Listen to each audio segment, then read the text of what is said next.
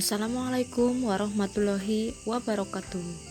Hari ini kita akan belajar IPS tema 3, peduli terhadap makhluk hidup.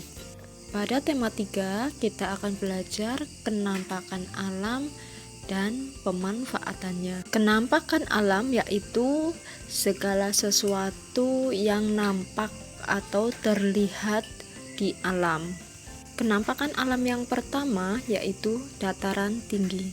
Dataran tinggi adalah permukaan bumi yang ketinggiannya lebih dari 200 meter di atas permukaan laut.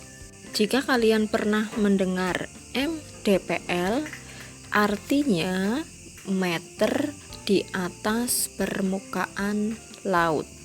Dataran tinggi sangat cocok dimanfaatkan sebagai lahan perkebunan, peternakan, dan tempat rekreasi.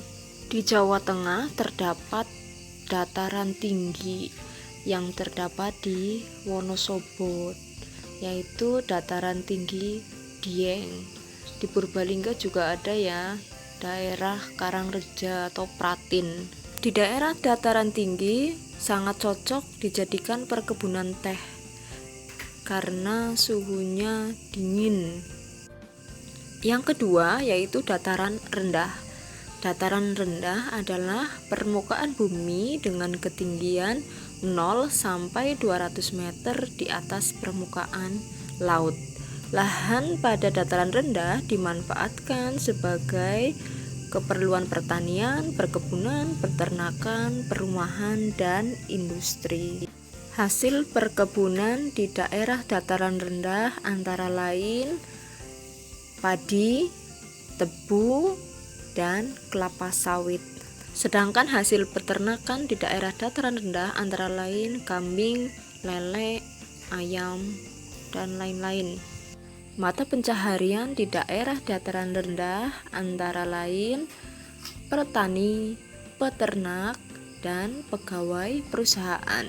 Kenampakan alam yang ketiga yaitu pantai. Pantai adalah daratan yang berbatasan langsung dengan laut atau batas antara daratan dan laut. Laut dapat dimanfaatkan sebagai yang pertama budidaya ikan, udang, cumi, dan rumput laut. Yang kedua, pertanian garam. Yang ketiga, pelabuhan. Mata pencaharian penduduk di daerah dataran pantai antara lain nelayan, peternak ikan, petani kelapa, petani garam, dan penjaga pantai. Selanjutnya kita akan membahas ciri-ciri sumber daya alam. Salah satu contoh sumber daya alam adalah tanaman. Tanaman ada yang tumbuh di dataran tinggi dan ada yang tumbuh dengan baik di dataran rendah. Contoh tanaman yang dapat tumbuh di dataran tinggi dan rendah yaitu padi. Padi tumbuh di dataran tinggi dan rendah di daerah yang beriklim tropis. Tanah yang cocok untuk tanam padi adalah tanah yang mengandung banyak humus dan pengairan yang cukup. Pada awal masa tanam, tanaman padi harus digenangi oleh air. Maka masa tanam yang baik adalah pada saat musim penghujan. Tanaman padi harus ditanam di lahan terbuka karena membutuhkan cahaya matahari. Selain di dataran rendah, padi juga dapat ditanam di tanah yang miring atau di lereng. Sawah bertingkat yang terdapat di lereng disebut sengkedan atau terasering, dibuat seperti teras. Tanaman selanjutnya yaitu teh. Tanaman teh tumbuh di daerah tropis dan subtropis dengan curah hujan yang cukup tinggi. Tanah yang cocok untuk tanaman teh adalah tanah yang mengandung humus. Berbeda dengan padi, teh tidak memerlukan banyak air saat awal tanam. Semakin tinggi daerah penanaman teh, semakin tinggi pula kualitas teh yang dihasilkan. Selanjutnya kita akan masuk ke subtema 2, yaitu melestarikan sumber daya alam. Burung cendrawasih adalah burung khas Indonesia yang ada di kawasan hutan tropis Papua dan sekitarnya. Hal ini yang menyebabkan burung tersebut dikelompokkan ke dalam satwa endemik.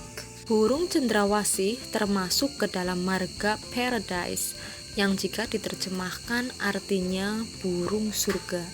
Burung cendrawasih saat ini termasuk hewan langka sehingga harus dilindungi.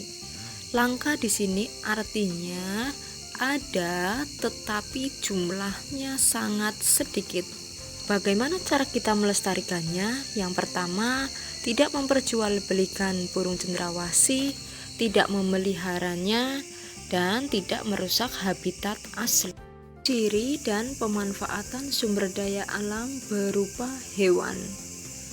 Hewan merupakan sumber daya alam yang dapat dimanfaatkan oleh manusia.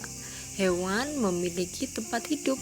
Ada hewan yang tinggal di darat dan di perairan. Ciri tempat hidup hewan. Yang pertama, ayam. Ayam biasa tinggal di darat dan di dataran tinggi. Ayam dapat dimanfaatkan daging dan telurnya. Hewan selanjutnya yaitu bebek. Bebek tinggal di darat, namun bebek juga dapat berenang. Bebek dimanfaatkan daging dan telurnya seperti ayam. Kemudian kelinci yang hidup di darat.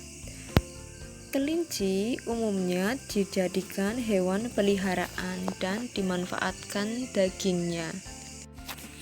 Ikan hidup di air. Ikan digolongkan menjadi 3 jenis, yaitu ikan air tawar, ikan air laut, dan ikan air payau.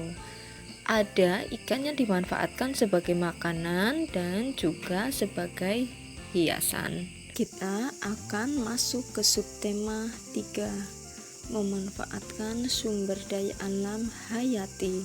Sumber daya alam hayati artinya sumber daya alam yang berasal dari makhluk hidup.